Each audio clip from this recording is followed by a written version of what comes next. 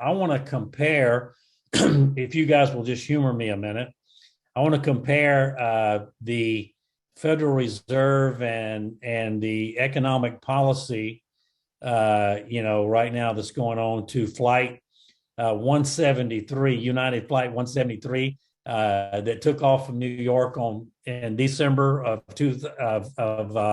1978, going to Portland, Oregon, and it crashed on arrival. And so when they were getting ready to land, what happened is they put down the landing gear and it made a crazy noise, and they thought something was wrong with the landing gear. It made a hum. And instead of flying over and asking somebody was the landing gear down, they started trying to figure out what was wrong with the landing gear instead of really focused on the problem that they're about to run out of fuel. And so the plane crashed, and when the plane crashed, it didn't have fuel, but the landing gear was okay. And so I look at what's happening today with our economy and the Federal Reserve, and I believe the Federal Reserve is the flight crew, and United Flight is 173 is the economy, and the landing gear is the inflation. And so inflation is created, as I said, by the printing presses of governments. And so what is the Fed focused on? Instead of landing the plane, they're focused on the landing gear, right? And so what are they doing? They're trying to tackle inflation, and they put ourselves in this position by printing all this money, right? And so I don't believe that the chairman of the Federal Reserve can fly the plane, and I don't think for sure he can land one. So that's the fix we're in human terms. That's the fix that we're in. And when you look at the 10-year treasuries and the 2-year treasuries, for the first time in March of 2022, they're inverted. And so what that tells me is there's a big adjustment coming, and I think it's going to happen and please humor me. I think it's going to happen in March-ish of 2023. You heard it here. Now, I want to enlighten you guys to some things that people like me follow. There's an index that I follow called FANG, F-A-N-G.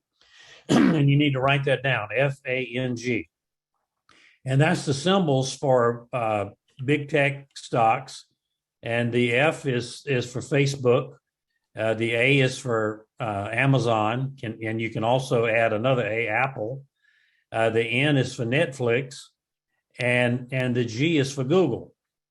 So let's look at those stocks, and I'm betting in the first quarter of 2023, those stock values are going to be way down, maybe 40 to 50%.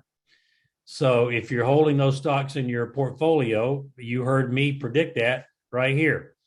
And the reason I think so is because if you look at the sales of those companies, for instance, Google has over 50% of their revenue come from European countries. What's happening in European countries right now? People are struggling to pay their electric bills, struggling to pay their grocery bills. It's all coming this way. And so they're gonna see a downturn in their revenue.